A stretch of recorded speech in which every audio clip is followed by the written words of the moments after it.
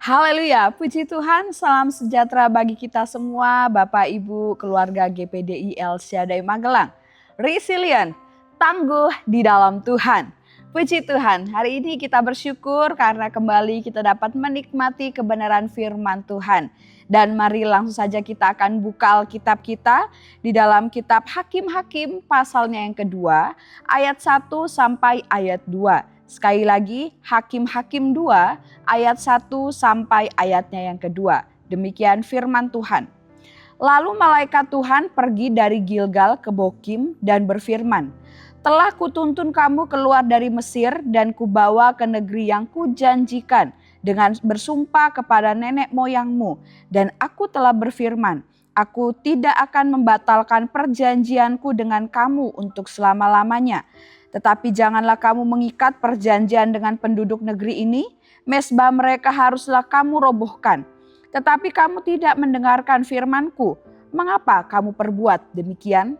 Puji Tuhan Bapak Ibu, renungan firman Tuhan kita pada hari ini saya berikan judul melalui siapa saja.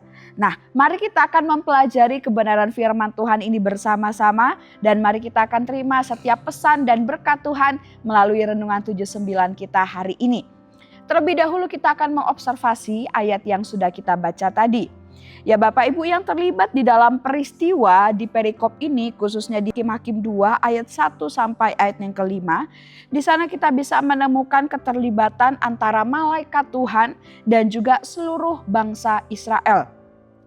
Peristiwa yang terjadi di dalam peristiwa ini adalah bagaimana malaikat Tuhan menegur bangsa Israel karena mereka tidak menghancurkan mesbah bangsa Kanaan. Mereka tidak mendengarkan apa yang difirmankan oleh Allah untuk tidak bergaul dengan bangsa Kanaan, ya, tidak mengikat janji dengan orang-orang yang ada di sana, tetapi tidak mereka lakukan seperti yang disampaikan oleh Tuhan bagi mereka. Nah, peristiwa ini terjadi ketika Yosua telah mati dan belum ada pemimpin di tengah bangsa Israel pada saat itu. Dan peristiwa ini terjadi di sebuah daerah yang kemudian itu akan dinamakan namanya daerah Bokim, Bapak Ibu. Nah, itu sedikit observasi yang kita bisa temukan dari ayat pembacaan kita. Lalu apa interpretasinya? Apa yang dapat kita pelajari dari peristiwa ini? Nah, sebelumnya kita lihat kembali dulu Bapak Ibu kisah peristiwa ini, yaitu bangsa Israel mendapat teguran karena perbuatan mereka yang tidak berkenan di hadapan Tuhan. Mereka tidak mendengarkan apa yang difirmankan oleh Tuhan. Nah, dalam banyak peristiwa sebelumnya kita dapat menemukan dan mengetahui bagaimana Allah sendirilah yang langsung menegur bangsa Israel jika ada sesuatu yang tidak benar terjadi. Ya, kita bisa melihat ketika bangsa Israel masih dalam perjalanan menuju tanah Kanaan, kemudian mungkin dalam peperangan-peperangan, dalam kitab-kitab sebelumnya ya kita melihat bagaimana ketika ada sesuatu yang salah di tengah bangsa Israel, Allah sendiri yang langsung menegur mereka. Ya, atau kadangkala Allah berfirman kepada hambanya para nabi ataupun pemimpin bangsa Israel dan kemudian mereka yang akan menyampaikan teguran Allah itu kepada bangsa Israel. Nah, namun dalam peristiwa ini di dalam kitab Hakim-Hakim 2 ayat 1 sampai ayat 5 ini yang menyampaikan teguran pada saat itu bukanlah Allah, melainkan malaikat Tuhan. Ya, walaupun memang tentunya teguran itu berasal daripada Allah itu sendiri, tetapi bukan Allah langsung yang menyampaikannya. Allah juga tidak menyampaikannya dengan perantaraan nabi atau pemimpin, karena pada saat itu belum ada nabi dan juga pemimpin di tengah-tengah bangsa Israel setelah kematian Musa dan Yosua. Nah, dari peristiwa ini Bapak Ibu kita kemudian dapat belajar bagaimana Allah itu dapat menegur atau mengingatkan, menyadarkan kita umatnya itu bisa melalui siapa saja. Ya, sesuai dengan judul renungan firman Tuhan kita hari ini. Melalui siapa saja. Memang yang menyampaikan tegurannya bukan Allah secara langsung, tetapi isi tegurannya tetaplah berasal daripada Allah. Nah, tentunya tujuan daripada Allah menegur setiap umatnya termasuk kita ya, tentunya ada makna dan tujuan ya Bapak Ibu, yaitu bagaimana Allah ingin menyadarkan jika ada kesalahan dalam kehidupan kita umatnya. Allah ingin memperbaiki kesalahan ya, supaya kemudian kita dipulihkan dan juga kita bisa berubah hidupnya dari dosa. Kemudian Allah ingin mendidik kita dalam kebenaran supaya kita tahu, oh ini salah, ini yang benar. Ini yang harus kita lakukan, yang benar yang harus kita lakukan. Dan kemudian Allah juga ingin membersihkan kita, mengampuni kita dari dosa. Tapi terlebih dahulu kita harus bertobat, tinggalkan dosa tersebut. Nah, itulah sebabnya Allah kemudian menegur kita, mengingatkan kita, menyadarkan kita kalau ada yang salah, ada yang tidak berkenan dari kehidupan kita. Dan sekali lagi, Allah dapat menegur kita melalui siapa saja. Tentunya banyak orang atau bahkan banyak hal-hal yang bisa dipakai Tuhan untuk menegur kita, untuk mengingatkan dan menyadarkan kita. Khususnya kalau ada sesuatu yang salah. Ya tentunya Bapak Ibu ya, ditegur kalau ada yang tidak benar. Misalnya ya dalam lingkungan kita saat ini ada orang-orang yang Tuhan bisa pakai. Contohnya bisa hamba Tuhan atau pendeta atau pembimbing rohani kita. Kemudian bisa juga loh dari pasangan kita, dari keluarga kita, dari saudara kita, bahkan mungkin anak-anak. Ya itu bisa dipakai Tuhan untuk mengingatkan kita. Mungkin dengan bahasanya yang sederhana, tapi saat kita dengarkan, oh iya ya, aku salah. Ya, ternyata Tuhan bisa juga pakai anak-anak untuk mengingatkan kita. Kemudian tentunya bisa juga teman atau sahabat kita di mana kita sering cerita dengan mereka. Tuhan bisa pakai mereka untuk menegur, mengingatkan kita. Atau bahkan Bapak Ibu, orang yang tidak kita kenal sekalipun itu juga bisa loh. Kemudian menjadi alatnya Tuhan untuk menyadarkan kita, mengingatkan kita.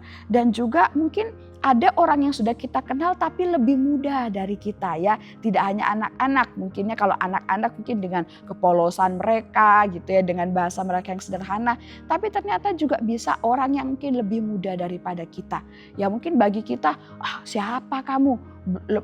Lebih muda dari saya, pengalaman hidupnya belum banyak seperti saya, tapi mengingatkan saya, menegur saya. Ya, jangan sampai kita bersikap demikian Bapak Ibu, karena ternyata orang yang lebih muda daripada kita bisa juga dipakai Tuhan untuk mengingatkan kita. Ya, tentunya dengan usia yang lebih banyak, ya usia yang lebih tua bukan berarti kemudian kita harus membanggakan diri, menyombongkan diri, tidak mau menerima masukan dan juga teguran nasihat dari orang yang lebih muda. Tentunya itu pun tidak dikehendaki oleh Tuhan Bapak Ibu ya.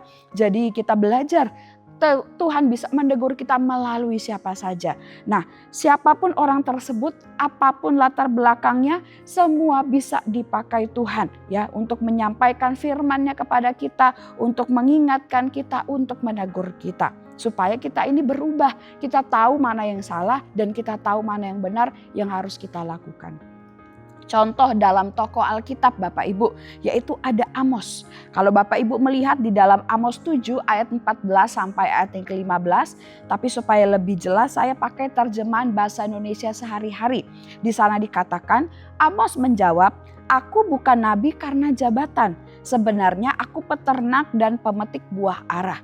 Tapi Tuhan mengambil aku dari pekerjaanku dan menyuruh aku menyampaikan pesannya kepada orang Israel." Nah, kita belajar ternyata Amos ini juga mungkin latar belakangnya bukan seorang pelayan atau hamba Tuhan yang besar seperti Musa ya, seperti mungkin Abraham dan sebagainya yang benar-benar dalam perjalanan hidupnya sangat dekat dengan Tuhan.